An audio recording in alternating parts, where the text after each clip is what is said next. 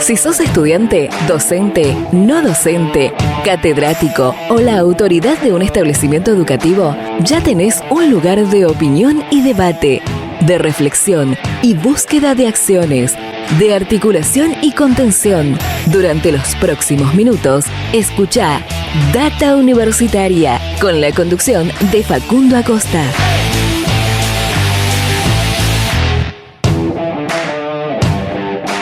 Bienvenidos y bienvenidas una vez más a este espacio dedicado a la comunidad que le da vida a las universidades. ¿Qué tal? ¿Cómo les va?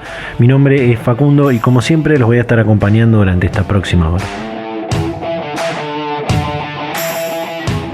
Así es, estamos comenzando un nuevo programa de Data Universitaria Radio, este espacio donde te informamos de todo lo que pasa y va a pasar en el mundo universitario.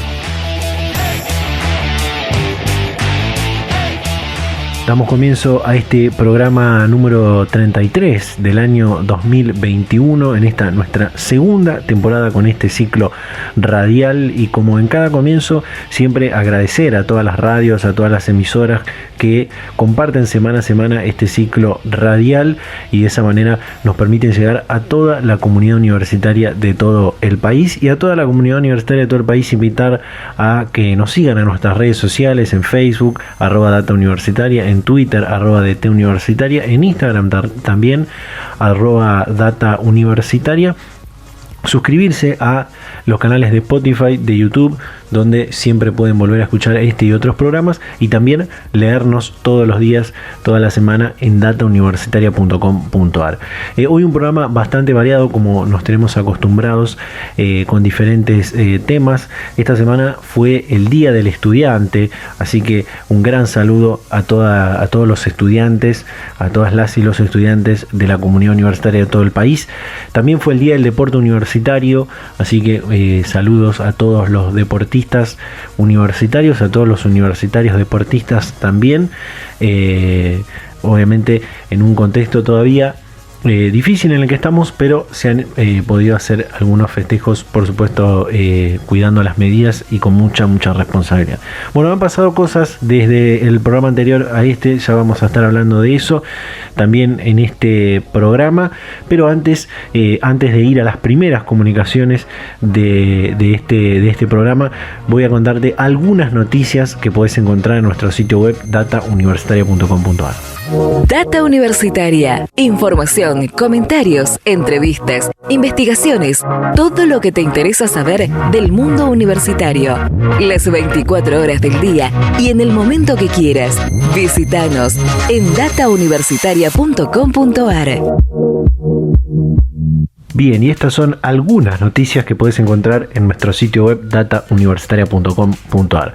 La Expo Carreras UNL tuvo más de 80.000 participantes. La nueva edición de Expo Carreras UNL culminó de manera exitosa a lo largo de 5 jornadas que tuvieron lugar del 13 al 17 de septiembre. La propuesta de la Universidad Nacional del Litoral ofreció una experiencia multiplataforma, abierta e inclusiva, con alcance regional, nacional e internacional. Para los interesados que no pudieron estar, todavía se puede acceder a la Expo Carreras entrando a unl.edu.ar/Expo Carreras. Están todas las charlas que han dado en esta Expo. Se viene el Rally Latinoamericano de Innovación 2021, la competencia internacional que se desarrolla por equipos durante 28 horas consecutivas. Tiene como propósito fomentar la innovación abierta en estudiantes universitarios de Latinoamérica. Se llevará a cabo los días 1 y 2 de octubre de este año 2021, y es un evento que propone resolver desafíos sobre problemáticas actuales que requieran de soluciones creativas, pudiendo ser del ámbito tecnológico, social, ambiental, organizacional, logístico, entre otros. No al ajuste. La Federación Universitaria Argentina apuntó contra el gobierno por el presupuesto universitario. La semana pasada el gobierno nacional envió el proyecto de presupuesto 2022 al Congreso Nacional, y en él se incluye el apartado de financiamiento para el sistema universitario público. Tal como lo habíamos comentado, el CIN acordó en su último plenario un presupuesto de 407,9 mil millones, y finalmente se elevó un proyecto de de 335,7 mil millones a la propuesta de presupuesto que envió el gobierno al Congreso Nacional. La Federación Universitaria Argentina aseguró que habrá un ajuste al presupuesto universitario para el próximo año y en un comunicado decía: el sistema universitario necesita 75 mil millones de pesos adicionales al proyecto de presupuesto nacional 2022 solo para afrontar los aumentos de salarios ya acordados, mantener la proporción de gastos de funcionamiento y conceder las demandas de fondos mínimas acordadas por el conjunto del sistema universitario. Es un tema que va a seguir, va a resolverse pronto, porque el debate todavía sobre este proyecto no ha comenzado y falta ser tratado en las comisiones, donde toda la comunidad universitaria va a ir a reclamar revertir esta situación y que se otorgue el presupuesto acorde. Rectoras, rectores y especialistas debatieron sobre los desafíos de la educación argentina en el Centro Cultural Kirchner de la Ciudad Autónoma de Buenos Aires. Con un extenso cronograma de actividades se desarrolló este martes el tercer foro de líderes de la educación. Se presentó un panel sobre educación superior propuesto en esta edición del encuentro, que desde 2019 organiza Perfil Educación junto con la Universidad de Buenos Aires y UNICEF. Y participaron del encuentro las autoridades universitarias de la Universidad Nacional del Litoral, la Universidad de Misiones, la Universidad de Córdoba, de Quilmes y además del rector de la UBA, y debatieron sobre los objetivos y el futuro de la educación superior. Bueno, esta es una noticia quizás de público conocimiento que todos sabemos porque pasó durante el último fin de semana. Tiene que ver con que el secretario de Políticas Universitarias, Jaime Persic, se hizo cargo del Ministerio de Educación. El presidente Alberto Fernández el viernes pasado anunció cambios en su gabinete luego de horas intensas después de la derrota en las elecciones primarias del pasado 12 de septiembre, y tras varios días y vueltas hubo el viernes por la noche, se confirmaron los cambios a través de los canales oficiales del gobierno nacional.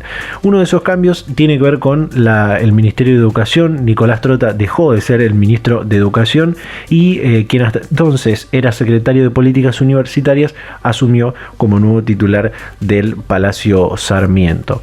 Y acá hay una noticia también que está conectada con esta anterior, que es quién va a asumir la Secretaría de Políticas Universitarias, y el título de la noticia de datauniversitaria.com.ar es quién es el rector apuntado a asumir la Secretaría de Políticas Universitarias, porque luego de la asunción de Jaime Persic como ministro de Educación de la Nación, la Secretaría de Políticas Universitarias está sin titular por estas horas, e incluso dentro del Palacio Sarmiento se está definiendo cómo se conformarán el resto de las áreas y secretarías.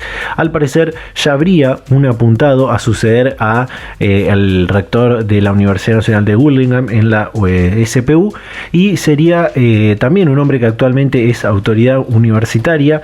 Se trata del rector de la Universidad Nacional de La Pampa, Oscar Alpa, quien habría recibido al mismo tiempo de conocerse que Jaime Persic iba a asumir el Ministerio de Educación, habría recibido la propuesta del nuevo ministro para ocupar el lugar en la Secretaría de Políticas Universitarias. De forma extraoficial esta semana, y es lo mismo que decimos en esa noticia, le han confirmado a Data Universitaria que la propuesta se aceptaría, pero que faltan algunas definiciones. Así que esperaremos la información oficial y probablemente podamos tener incluso alguna entrevista con Oscar Alpa como secretario de Políticas Universitarias. Bueno, y por último, flexibilización de las medidas sanitarias. ¿Qué pasa en las universidades? Este martes 21 de septiembre, luego de 16 semanas de una baja sostenida de contagios y con un poco más del 43% de la población completamente vacunada, en días más se espera alcanzar la mitad de la población con 2 dosis aplicadas, la ministra de Salud, Carla Bisotti, y el nuevo jefe de gabinete, Juan Mansur, anunciaron la eliminación de varias restricciones dentro del plan de cuidado y gradual de apertura. Por ejemplo, se anunció algo que ha causado alguna que otra polémica: el fin del uso obligatorio de tapabocas al aire libre, al aire libre cuando se esté circulando de manera individual y sin presencia de aglomerados o personas alrededor. En este sentido, con estas nuevas medidas, muchos se han preguntado, y nos ha llegado incluso a través de las redes sociales, la pregunta de ¿qué pasa en las universidades? ¿Volvemos a la presencialidad? Bueno, aún no hay esa información oficial. Cada universidad tiene protocolos y planes de recuperación de actividades presenciales, de ir avanzando en instancias de presencialidad, y recordamos esto que el ahora ministro de Educación Jaime Persic nos decía que en una de las últimas entrevistas que dio a este medio sobre el retorno a la presencialidad en las universidades, decía: no es la misma situación la discusión de la presencialidad en la universidad que en la escuela secundaria, no la tenemos que discutir con los mismos parámetros, no la tenemos que discutir en la misma situación, no existe la burbuja en la universidad, nos decía el ahora ministro de Educación, ex secretario de Políticas Universitarias Jaime Persic, sobre los desafíos para volver a la presencialidad en las universidades. Tal como le dijimos a quienes nos han preguntado a través de las redes, nos remitimos a tener que esperar la confirmación de cada una de las 60 y pico de universidades públicas y de las 60 y tantas también privadas, que cada una va a ir definiendo cómo va a volver a la presencialidad, siempre y cuando tenga los protocolos aprobados por las autoridades locales, municipales y nacionales. Bueno, estas fueron algunas noticias que puedes encontrar en nuestro sitio web datauniversitaria.com.ar, y de esta manera comenzamos este nuevo programa de Data Universitaria Radio. Y una de las noticias que me faltó comentarte recién, y que por supuesto muchas otras que podés leer en nuestro sitio web datauniversitaria.com.ar, tiene que ver con que un grupo de investigadoras de diferentes dependencias, de algunas universidades, de algunos institutos científicos, institutos de investigación, crearon una app para mejorar el sueño, una app de móvil que se puede descargar desde desde el Apple Store, desde el Play Store. Y esta semana nos comunicamos con una de las investigadoras, con Paula Kramer, para que nos cuente cómo fue el desarrollo de esta aplicación que busca mejorar uno de los hábitos que se ha visto afectado por el confinamiento y por esta situación de la pandemia del COVID-19. Así que compartimos esta comunicación que realizamos esta semana con la investigadora, bióloga, investigadora Paula Kramer. Bueno, una de las tantas cosas afectadas por esta situación de la pandemia y el confinamiento fueron los hábitos, los horarios, y con ello también el sueño, el descanso, estuvieron muy, muy afectados, y junto a este equipo de investigadoras crearon esta app para mejorar estos dos hábitos, ¿no? Primero, ¿cómo se define y qué significa esto del reloj interno, no? Bueno, sí, muy importante, porque si no, no se va a saber de qué estamos hablando. El reloj interno es un mecanismo que tenemos los seres vivos para imponer ritmos de 24 horas a casi todas nuestras funciones vitales, diría que a todas. Entonces, a través de una clave fundamental y maestra, que es la luz natural, el cuerpo en el caso de nosotros los seres humanos, detecta cuándo es de día y cuándo es de noche, y con esto puede imponer este ritmo de 24 horas que regula nuestros ciclos de descanso y de vigilia, los horarios en que tenemos hambre, los momentos del día en que estamos con mejor predisposición para desarrollar actividades que demandan o desde lo cognitivo o desde lo físico, ¿no? Entonces, ¿por qué ocurre todo esto? Porque estos ritmos regulan nuestra temperatura corporal, la liberación de hormonas y un montón de funciones. Para esto es muy importante el tema de la exposición al sol, por ejemplo, ¿no? O ¿cuáles son las cosas importantes a tener en cuenta para...?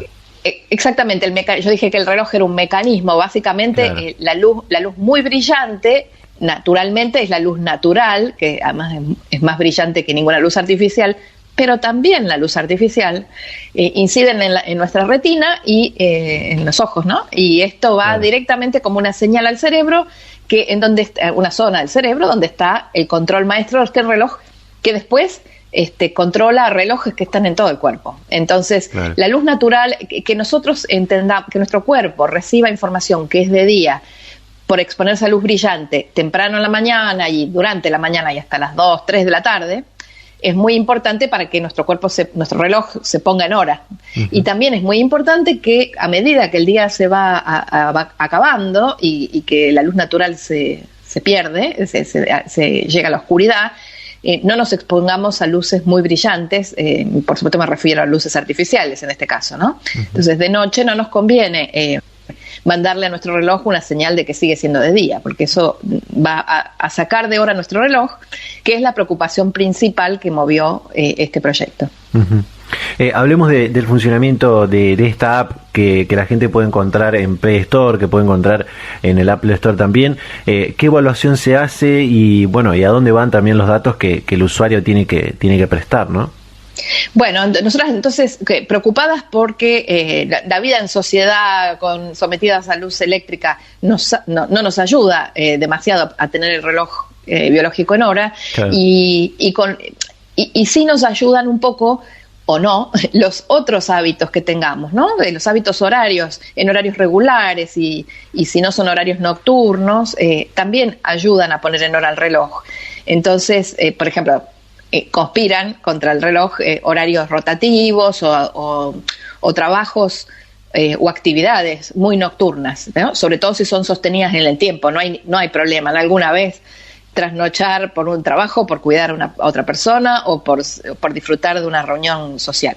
Pero el problema es cuando esto se sostiene mucho tiempo porque puede derivar un problema de salud. Entonces, o por preparar un examen, digamos, los claro. Universitarios, ¿no? Todos sabemos que pagamos un precio, ¿no? Cuando hacemos eso, exacto. Después nos sentimos mal y cansados. El problema es si uno esto lo sostiene en el tiempo porque puede derivar en problemas de salud. Claro. Como la pandemia afectó en todo el planeta estos hábitos de las personas, porque tuvimos que cambiar de hábitos incluso los lugares que frecuentábamos, nos preocupó cómo esto podría desacomodar el reloj.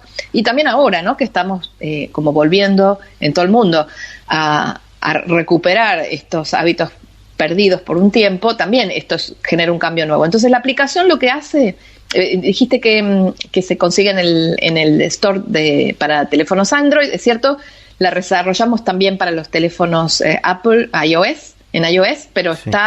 Está por subir al store de Apple en los próximos días. Si todavía no la van a encontrar hoy. Y la encuentran como en el store de Google Play, como Mi Reloj Interno todo junto. Entonces, la aplicación, que es gratuita, nos va a pedir una serie de datos que se preservan en forma anónima, que son muy sencillos de contestar y tienen que ver justamente con estas cosas que dijimos, ¿no? Nos van a preguntar sobre algunos hábitos y sus horarios y, por ejemplo, si estamos expuestas o expuestos o no a luz brillante durante la mañana y hasta las 3 de la tarde, si eso lo hacemos con frecuencia, si nuestros hábitos de trabajo, de estudio o de cualquier otra actividad son regulares o no, a qué hora cenamos, etcétera. Y con esto la aplicación nos va a contar cómo es nuestro estado actual, es decir, va a hacer una serie de cálculos que para nosotros no son visibles porque no nos importan, ¿no? Como personas, como ciudadanos no expertos en cronobiología, no nos importan los valores de ciertas variables, pero la aplicación las calcula y con esto nos dice cuán bien o cuán mal están nuestros hábitos. Es muy fácil de entender el resultado porque nos muestra unas caritas tipo emoji, o sonrientes o tristes o neutras y en los colores del semáforo, ¿no? Uh-huh. Verde, amarillo y rojo. Uh-huh. Y también nos da una serie de recomendaciones que nos sugiere que las probemos durante un par de semanas, porque eso es el tiempo que más o menos le puede llevar al reloj reacomodarse y también porque nadie cambia un hábito de un día para el otro, ¿no? Hacen falta unos cuantos días. Entonces estos cambios pueden significar, por ejemplo, puede ser que a mí me recomiende que deje de usar la alarma para despertarme, pero a otra persona puede ser que le recomiende lo contrario. Y esto no es porque la aplicación se ha vuelto loca, sino porque lo que nosotros hicimos el año pasado fue una investigación a través de encuestas online y telefónicas que respondieron más de 4.000 personas de distintas edades y géneros, y esto nos sirvió para desarrollar el corazón de la aplicación, que es un algoritmo, un análisis, una cuenta complicada, sí. Que en base a la combinación de hábitos, género y edad de una persona, sabe qué recomendarle. ¿Y por qué recomienda cosas distintas? Porque hemos visto que esa combinación de hábitos, edad y género resulta diferente para las personas, por ejemplo, para mujeres de más de 70 años, la combinación de hábitos que tienen que tener para tener un reloj sano nos resultó diferente que para los hombres. Claro. Entonces no les recomienda lo mismo. Claro. Con respecto a esto de la encuesta, según la información a la que pudimos acceder, los datos los recolectaron entre julio y septiembre del año pasado, que fue una etapa también muy de un confinamiento más duro, de las medidas más restrictivas de la pandemia, por lo cual estábamos, como digo, mucho más encerrados de lo que estamos hoy. Y ahí seguramente han visto lo que es cómo estamos parados culturalmente en torno al sueño, al descanso y demás. En este sentido, la pregunta sería, ¿qué tan temprano se levantan los argentinos y las argentinas, ¿no? ¿Cómo está ahí el reloj de los encuestados? Bueno, nosotros para esta investigación que hicimos no nos permite, primero no tiene un alcance como de un censo, por supuesto, ¿no? Entonces no es que sabemos qué pasa con todos los argentinos, es una muestra. Pero sí, una de las integrantes de nuestro equipo, que es Juliana Leone, viene trabajando hace mucho tiempo en este tipo de estudios de cronobiología y de hábitos en personas, en seres humanos, ¿no? Lía Frenkel y Fernanda Seriani, que son otras dos de las integrantes del equipo, que somos cuatro investigadoras de CONICET. Lía y Fernanda trabajan en un modelo animal muy súper valioso, del cual se han aprendido cualquier cantidad de cosas sobre los relojes internos. Entonces, lo que en general se ve, no solo en nuestro estudio, es que sí, todos tenemos un déficit de sueño, que dormimos menos horas de las que debiéramos. No se puede tampoco prescribir una receta que es obligación dormir un cierto número de horas, pero sí se sabe que más o menos los adultos las personas adultas debieran dormir más o menos unas 8 horas y en la adolescencia necesitamos dormir un poco más.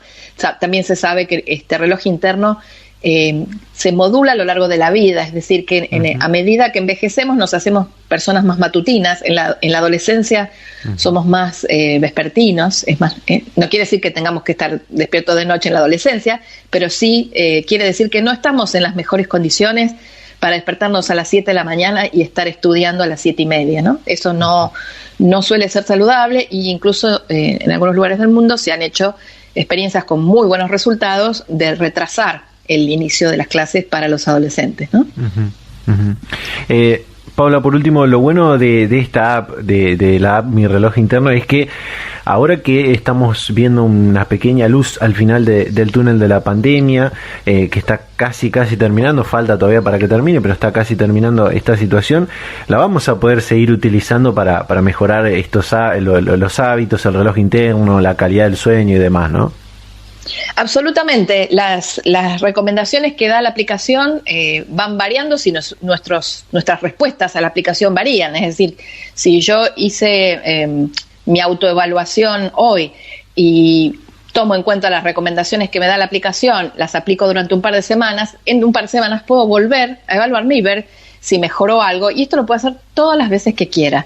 Y estos datos que, como insisto, que se guardan en forma anónima, nosotras los podemos usar para ver por un lado, si efectivamente la gente descarga la app y la usa y vuelve a evaluarse. Claro. Entonces podremos saber si este fue un instrumento útil. A nosotros nos pone muy contentas poder hacer esto, porque, como dije, esto es el resultado de la investigación de muchos años en ámbitos académicos, y logramos plasmarla, como vos dijiste, desde el invierno pasado hasta hoy, para que esté una herramienta en la mano de todas las personas, ¿no? Entonces nos parece que esta transferencia de conocimiento es muy útil. Y por otro lado, vamos a ver también, como vos dijiste, qué está pasando con los hábitos de las personas, ¿no? Claro. Que usan las personas que usan la aplicación, por supuesto. Y además, bueno, se siguen haciendo otras investigaciones, pero todo esto es muy importante. Aprovecho tu pie para señalar que es muy importante que se haga en forma situada, es decir, que nosotros sepamos cómo son los horarios y los hábitos de las personas que viven en nuestro territorio, que no son los mismos que en otros países, en donde también se genera conocimiento súper valioso en este campo de estudio, que es la cronobiología, pero basado en hábitos tan distintos a los nuestros, ¿no? Cuando la gente que viaja, que ha podido viajar, a veces ve que los horarios de la cena, por ejemplo, en otros países, a nosotros nos resultan insólitos, ¿no? Claro. Entonces, es muy importante ver cómo son nuestros hábitos y cómo eso nos afecta a nosotros. Data Universitaria. Información, comentarios, entrevistas, investigaciones, todo lo que te interesa saber del mundo universitario. Las 24 horas del día y en el momento que quieras. Visítanos en datauniversitaria.com.ar. Bien, ahí estaba la comunicación que tuvimos esta semana con Paula Kramer, bióloga, investigadora, parte de las desarrolladoras de esta app que busca mejorar el sueño, el descanso. Así que ya saben, Mi Reloj Interno la pueden encontrar en el Play Store, próximamente también para iOS, y también las pueden seguir en las redes sociales, en Instagram, @mirreloginterno, donde van subiendo diferentes tips y recomendaciones sobre descanso, sobre sueño y sobre el reloj biológico, ¿no? Así que bueno, nos quedan algunas cosas por compartir en este programa, así que hacemos un pequeño corte y ya volvemos con más Data Universitaria Radio.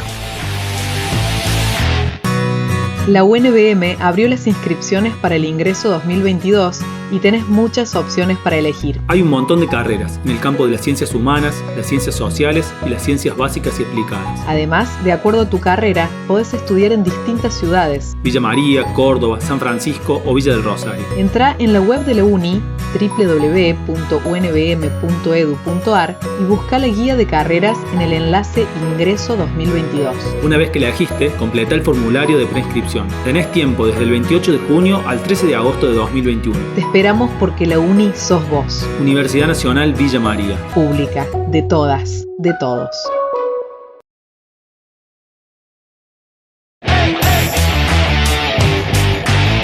Volvemos con más Data Universitaria Radio en este programa número 33 del año 2021, en esta nuestra segunda temporada con este ciclo radial. Como decía en la apertura, esta semana se celebró, mejor dicho, el Día del Estudiante y el Día del Deporte Universitario, 21 y 20 de septiembre respectivamente, y queríamos hacer alguna comunicación, hablar con algún deportista y también estudiante universitario, que sea representativo, que podamos llegar a conseguir charlar con él o con ella.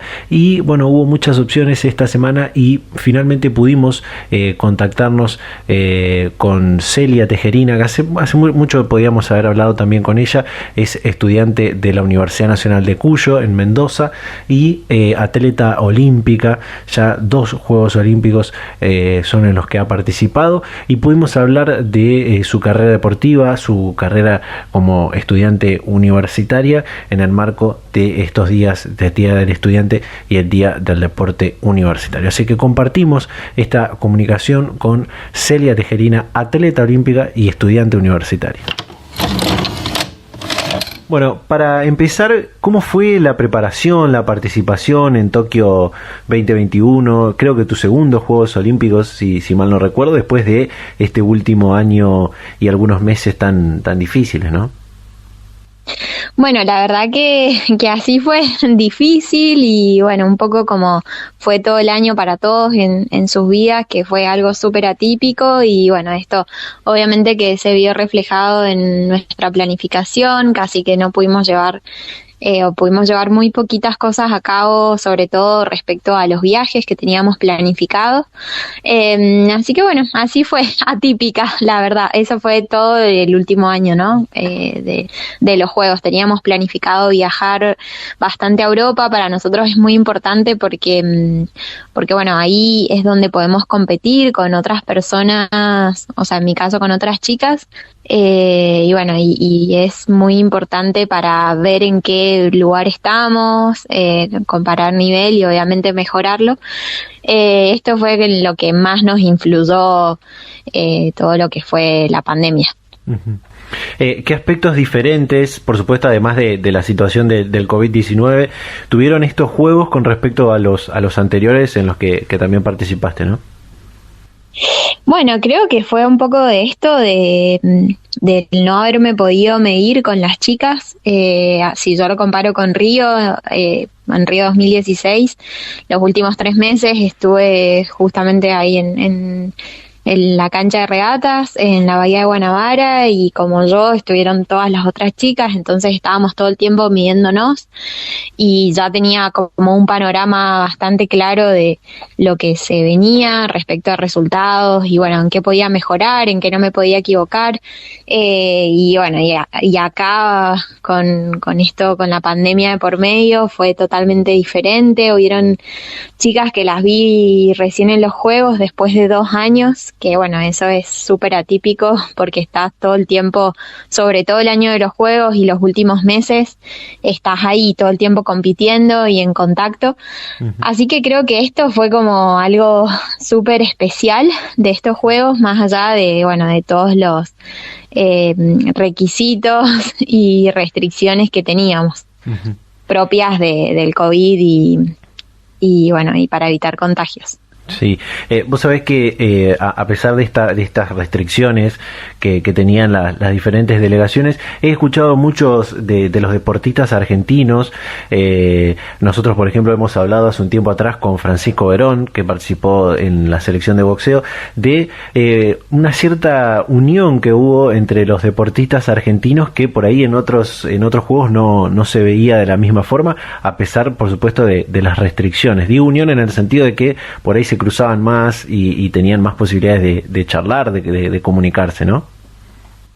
Bueno, creo que esto siempre es muy lindo y es como la parte más linda de los juegos que uno comparte más con la delegación. Por ahí, bueno, hay deportes en equipos que están más acostumbrados a viajar con grupos grandes, pero bueno, también me imagino que el boxeo es más parecido a lo mío, es un deporte individual y por ahí los grupos son más reducidos. Entonces, bueno, cuando nosotros viajamos de a 3, de a 4, y bueno, y en estos eventos como los Panamericanos, los Juegos Olímpicos, es súper nutritivo y es muy lindo porque compartís con otros argentinos que están más o menos en la misma que vos, que bueno, son deportistas, que bueno, están ahí por su objetivo y todos los que pasaron, encontrás muy reflejado y bueno, y aprendés mucho de referentes que vos tenés. Entonces esto creo que es muy lindo, propio de los Juegos Olímpicos y por ahí los Panamericanos. Uh-huh. En el caso de los exponentes del deporte, Argentina tiene muchos grandes exponentes en diferentes deportes, en los deportes por supuesto tradicionales también, pero en otros deportes individuales. En tu caso, Santiago Lange, por ejemplo, es un gran referente y un gran exponente. ¿Cómo es la relación con los grandes, digamos? Bueno, depende de depende un poco de cada referente, ¿no? Santi, bueno, es uno de mis referentes, pero ellos tienen también como una metodología durante los juegos de concentrar mucho y estar muy enfocados. Entonces la verdad que con ellos durante los juegos casi que no comparto. Hablo de ellos porque me refiero a todo el equipo de trabajo, que bueno, que en estos juegos que no pelearon medalla hasta el final, cuando ellos ya un poco se relajaron los últimos días, sobre todo ahí fue cuando más pude compartir con ellos. Claro. Y bueno, y después cuando no estamos durante el campeonato, en la previa o en campeonatos no tan importantes, ahí es cuando más puedo compartir con ellos, así específicamente el team de Santi Lange y Ceci Carranza. Sí. Celia, sos estudiante de la carrera de contador público en la Universidad Nacional de Cuyo. Tengo entendido venís de una familia de deportistas también. Desde el inicio de tu carrera con el deporte y el cursado en la universidad, ambas tuvieron como un vínculo, la carrera deportiva y la universitaria, ¿no? Bueno, la verdad que creo que el vínculo, además de que me elegí una carrera bastante diferente a lo que hago a nivel deportivo, claro. El vínculo en realidad por ahí es como el equilibrio de una presión por un lado y presión por el otro, cuando, no sé, como que estoy muy presionada con el deporte, es como, bueno, intentar bajar un cambio con la facu o despejarme estudiando con la facultad y viceversa, pero bueno, la verdad que llevar las dos cosas a la vez no se me hace fácil y bueno, y sí me requiere mucho esfuerzo y voluntad. En ese sentido decías que elegiste una carrera que por ahí es muy diferente a tu práctica en el deporte. ¿Encontrás alguna sinergia después de todo para la vida? A ver, creo que la verdad que estudiar una carrera universitaria de grado en la Universidad Nacional tiene mucho esfuerzo, mucha perseverancia. Entonces creo que esto es lo que más tiene en común, digamos, respecto al deporte, que bueno, que es levantarse temprano, es estudiar, es cuando se pone duro seguir. La verdad que mi carrera me cuesta como encontrar el vínculo a nivel deportivo, si bien claro, es como tenemos mucho de respecto al organizativo, y la verdad que para llevar una carrera de alto rendimiento deportiva también requerís de esto. Ese como que sería un poco el vínculo, pero bueno, más precisamente la verdad que no, que son dos cosas diferentes. O sea, si yo el día de mañana quisiera vincularlas, sería como en un proyecto de escuela de windsurf y bueno, y ahí poder manejar algo, pero sí, no, soy consciente que no tiene mucho que ver, la verdad. Uno cuando ve que hay deportistas que también van a la universidad, o estudiantes universitarios que tienen nivel deportivo de alto rendimiento, dicen cómo hacen para seguir con ambas cosas al mismo tiempo. Y me gustaría preguntarte cómo fue seguir los estudios y la preparación para los Juegos en estos Juegos de Tokio 2021, y qué aporte hace la virtualidad en este sentido, la virtualidad que tuvimos este último año y medio, ¿no? Bueno, la verdad que hay algunos momentos en que son más duros que otros, poder llevar las dos cosas a cabo.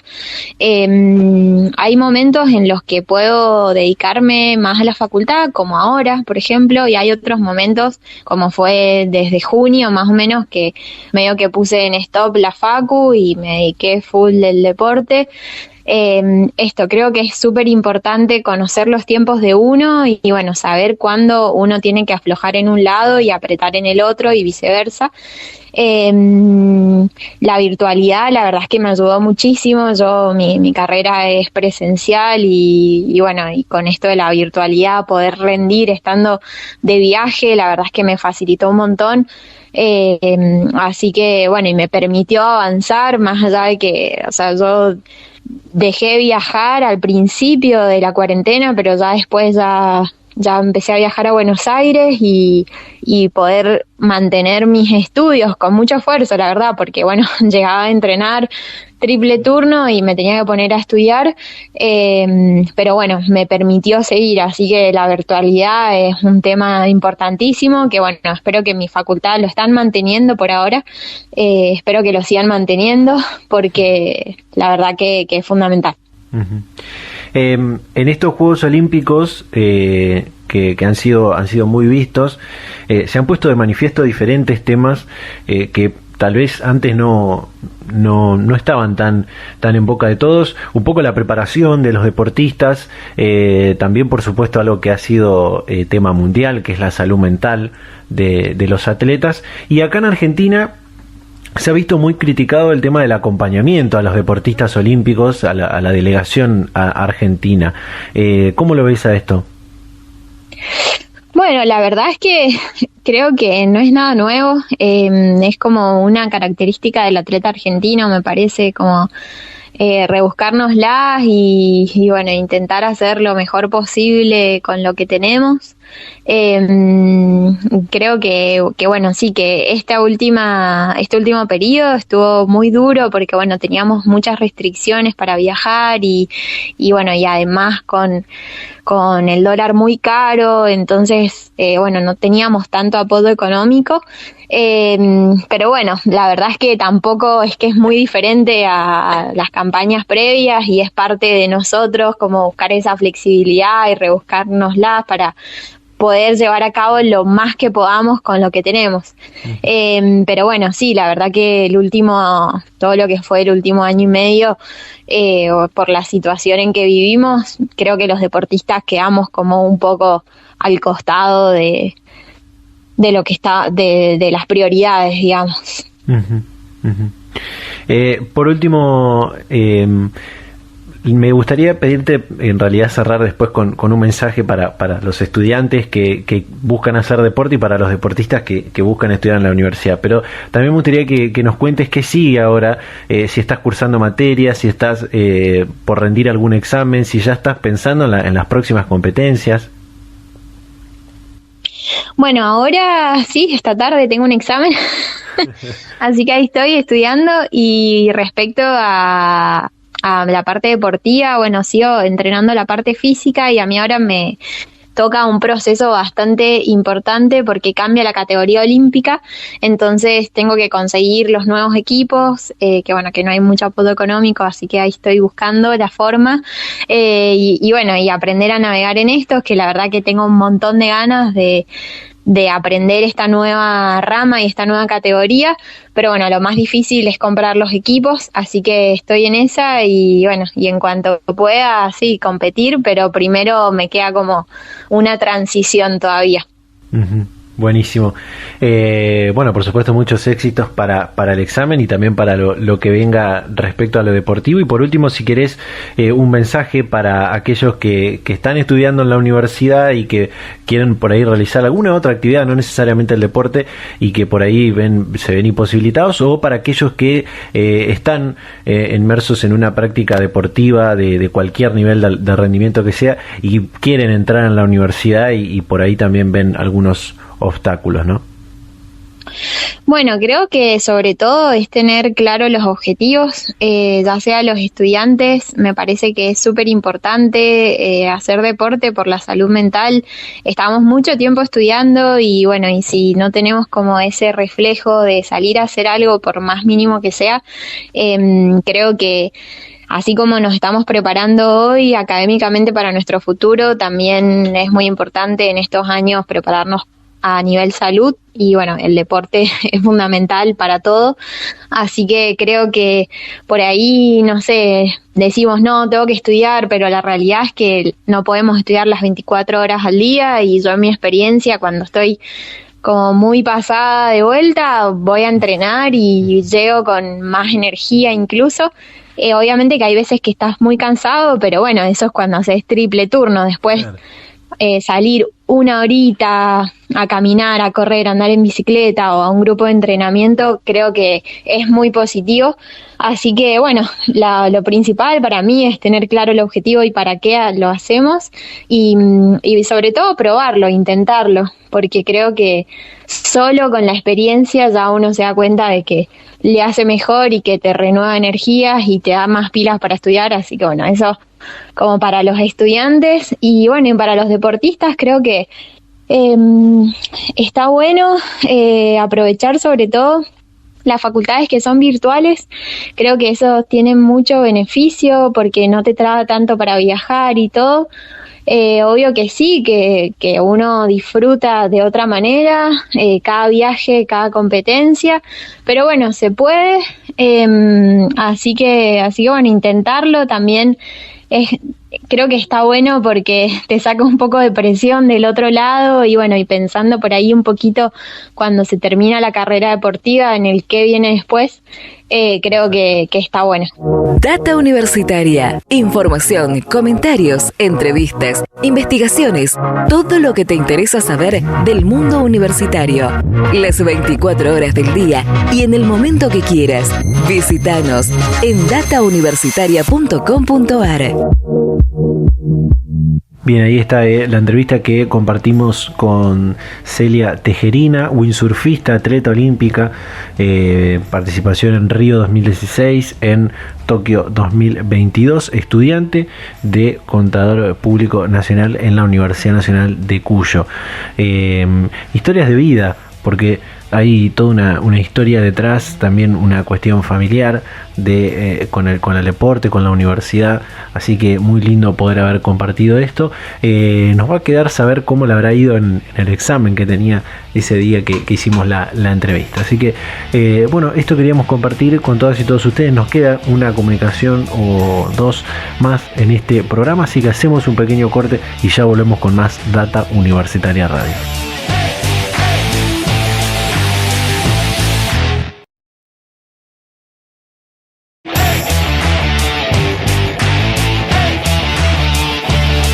Volvemos con más Data Universitaria Radio en este 33º programa del año 2021, ya encaminados al cierre final de este programa, pero antes tenemos esta comunicación para compartir que tiene que ver también con una noticia que podés leer, que se pudo leer durante esta semana en datauniversitaria.com.ar, y es que la Universidad Nacional de La Plata generó un espacio para la práctica de deportes electrónicos.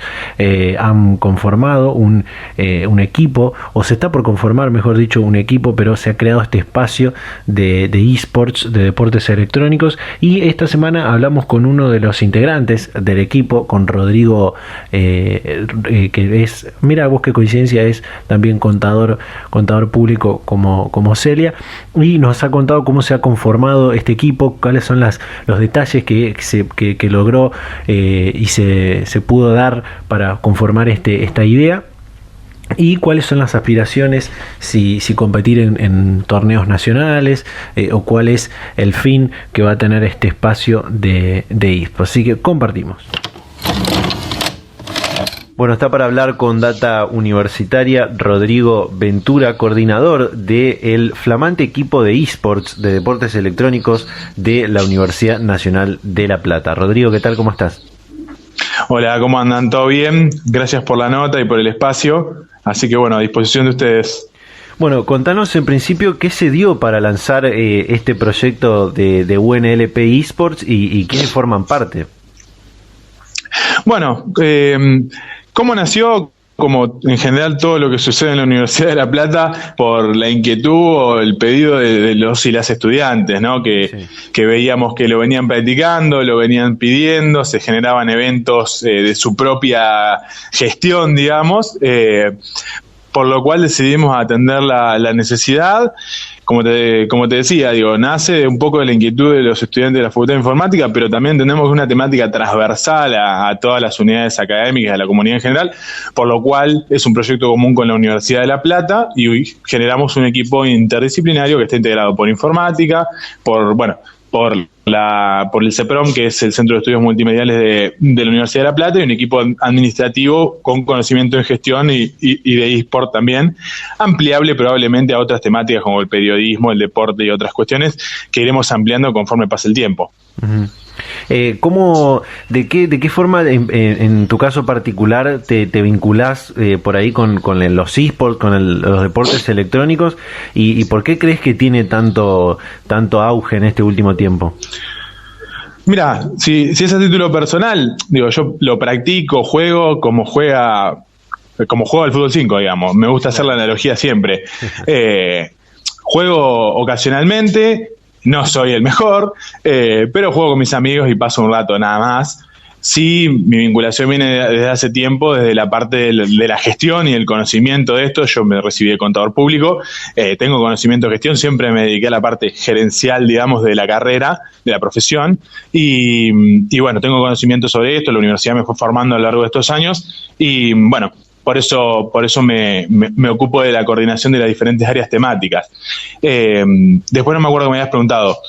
No, ¿por qué crees que tiene, digamos, esto que pasa hoy en la Universidad Nacional de La Plata de crear su equipo, está pasando también en muchas universidades que están tomando parte de este auge que están teniendo los deportes electrónicos en Argentina y en el mundo, ¿no? Es un fenómeno mundial, como siempre digo, en Latinoamérica probablemente haya un desarrollo un poco menor a lo que es el resto del mundo, sí, pero estamos hablando de una de las industrias más grandes a nivel mundial. Se asombraría quien no sabe de esto, y creo que está muy vinculado a dos cuestiones. Una, la profesionalización del ambiente, como te digo, es interdisciplinario y genera muchísimo puesto laboral, mucha movilidad en ese sentido, porque es muy interdisciplinaria. Imagínense el fútbol. Vos tenés periodistas, tenés deportistas, tenés preparadores físicos, tenés nutricionistas. Bueno, exactamente el mismo modelo llevado al deporte electrónico. Y bueno, la otra pata de esto es la competencia, que es lo que que creo que la competencia dentro de cada uno de los sectores y que se va llevando a nivel mundial.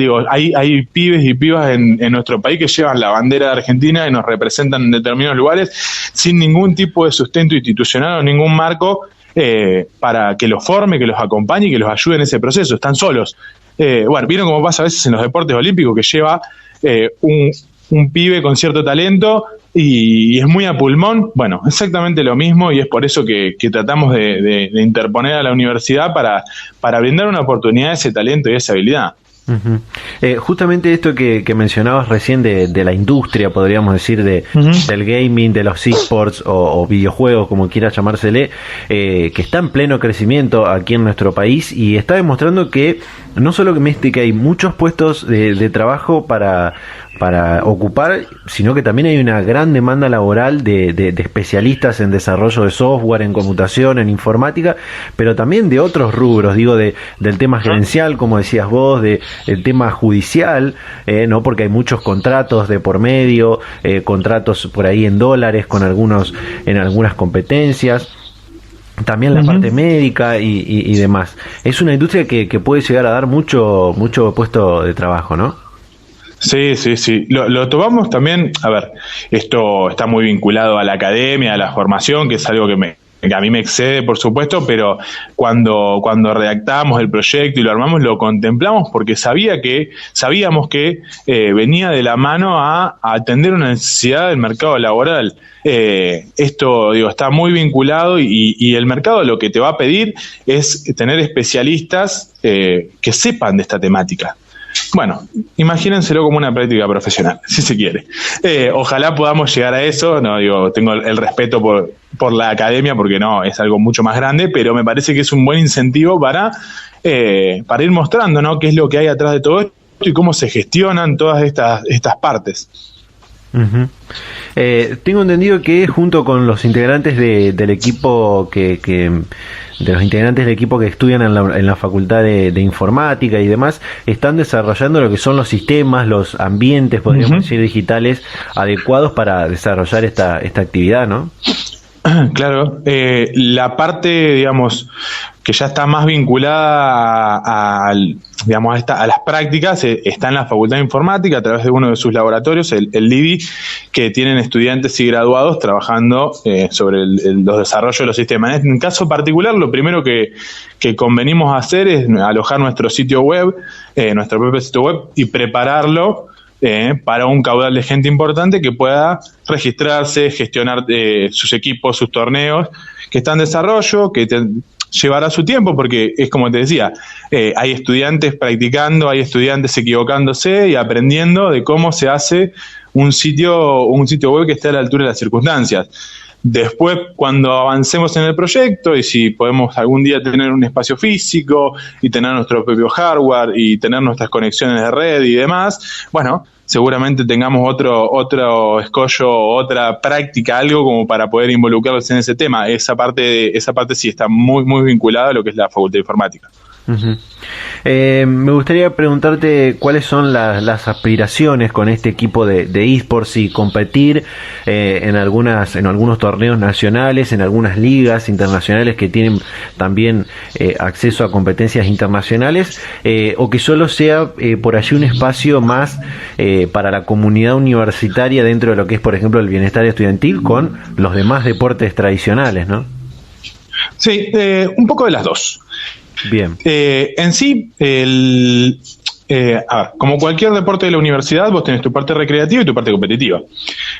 Nosotros en una primera instancia vamos a conocer nuestro público y a dotar, si se quiere, a la estructura del proyecto de gente que conozca de cada uno de los aspectos. Los eSports no son un deporte. Los eSports son una metodología o una forma de hacer deporte, y dentro de ella tenés, así como tenés fútbol, básquetbol, tenés LOL, tenés Counter, tenés Valorant, tenés FIFA, tenés 1.000.000. Bueno, veremos qué es lo que la gente practica, qué es lo que la comunidad practica, y adaptaremos el proyecto a esa necesidad para generar comunidad y que tengan un punto de encuentro. También tiene mucho de social esto de fondo, y que tengamos ese espacio propio de la universidad, y vemos si podemos vincularlo con la comunidad en general. No. Somos de los que creen que no tenemos por qué cercenarlo. Sí, a la hora de competir, que es la otra pata de esto, cuando el proyecto evolucione, nos gustaría tener equipos representativos de la universidad que compitan en nombre de la universidad. Hasta dónde dependerá mucho de los recursos con los que contemos y el grado de profesionalización que podamos darle.